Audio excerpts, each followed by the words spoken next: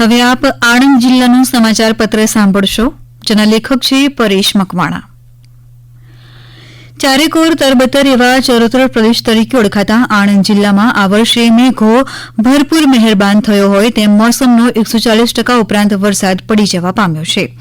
અષાઢ મહિનો ભારે રહ્યા પછી શ્રાવણી મેઘાંડબરે સપાટો બોલાવતા હજી ભાદરવો ભરપૂર બાકી છે.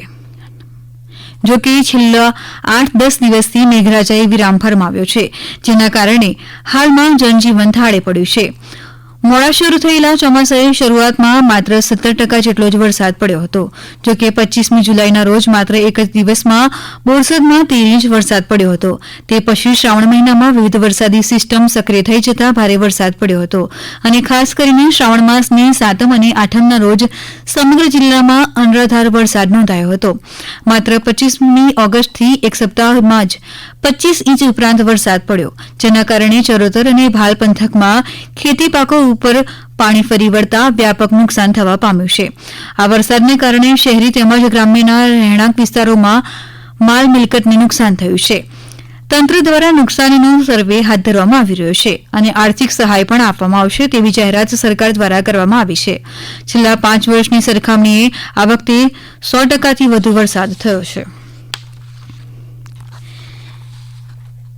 ખેતી અને પશુપાલન ક્ષેત્રે અગ્રેસર ગણાતા આણંદ જિલ્લામાં ખરીફ પાકોનું વાવેતર શરૂઆતમાં વિલંબમાં પડ્યું હતું, ત્યારે સપ્ટેમ્બર માસના બીજા સપ્તાહની અંતે 1,73,000 હેક્ટર જમીનમાં વાવેતર થયું છે.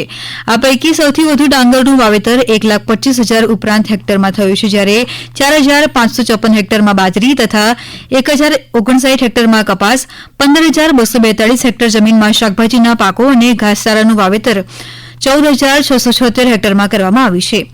આણંદ જિલ્લો જમીનની વિવિધતા ધરાવતો પ્રદેશ હોવાથી અહીં ધાન્ય પાકો ઉપરાંત તમાકુ તેમજ કઠોળ, તેલીબિયા અને બાગાયતી ઔષધીય ફળો પાકોની ખેતી પણ કરવામાં આવે છે. ચોમાસાની શરૂઆત સાથે જ વિવિધ પર્વો પણ આણંદ જિલ્લામાં ઉજવવામાં આવી રહ્યા છે, જેમાં કેવડા ત્રીજથી લઈને જન્માષ્ટમી સુધીના પર્વો ધામધૂમથી ઉજવાયા હતા. ભારે વરસાદના કારણે જન્માષ્ટમીના મેળાઓ બંધ રહ્યા હતા. ત્યારબાદ ગણેશ ઉત્સવ શરૂ થયો અને રામદેવ પીરના નોરતા તેમજ ધરો આઠમના મેળાઓની ઉજવણી થઈ રહી છે. સમગ્ર આણંદ જિલ્લામાં 1100 જેટલા શહેરી અને ગ્રામ્ય સ્થળોએ નાના મોટા ગણપતિની સ્થાપના કરવામાં આવી છે.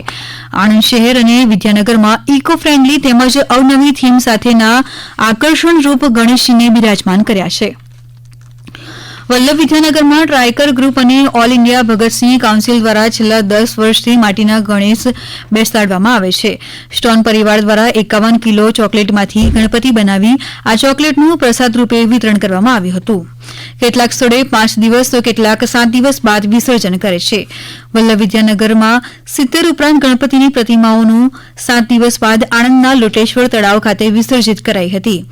આ પ્રસંગે મોટી શોભાયાત્રામાં ડીજે તેમજ ઢોલ નગારા અને સંગીતના તાલે ભાઈ કાકા સ્ટેચ્યુથી આણંદ સુધી લાવી ગણપતિ બાપ્પા મોરિયા, અગલે બરસ તું જલ્દી આનાના નારાઓ સાથે ધામધૂમપૂર્વક ભાવભીની વિદાય આપી હતી. જો કે 10 દિવસ બાદ આગામી 17મી સપ્ટેમ્બરના રોજ અનંત ચતુર્દશીના દિવસે બુંદાળા દેવને ભાવભીની આંખો સાથે વિસર્જન કરવામાં આવશે. દેશના પૂર્વ રાષ્ટ્રપતિ ડોક્ટર સર્વપલ્લી રાધાકૃષ્ણનની યાદમાં ઉજવાતા શિક્ષક દિને આણંદ જિલ્લામાં 7 શિક્ષકોને એવોર્ડ એનાયત કરવામાં આવ્યા હતા, જેમાં પેટલાદ તાલુકાની વડદલા હાઈસ્કૂલના શિક્ષક વિનય પટેલને નેશનલ એવોર્ડ માટે પસંદગી થઈ હતી. આણંદના બાકરોલ ખાતે યોજાયેલા શિક્ષક દિનના કાર્યક્રમમાં બોરસદના ધારાસભ્ય અને નાયબ દંડક રમણ સોલંકીના અધ્યક્ષસ્થાને શિક્ષકોને એવોર્ડ એનાયત કરાયા હતા. હમણાં જ આપે આણંદ જિલ્લાનો સમાચાર પત્ર સાંભળ્યો, જેના લેખક હતા પરેશ મકવાણા. આ પ્રસારણ આકાશવાણીના અમદાવાદ વડોદરા કેન્દ્ર પરથી કરવામાં આવ્યું.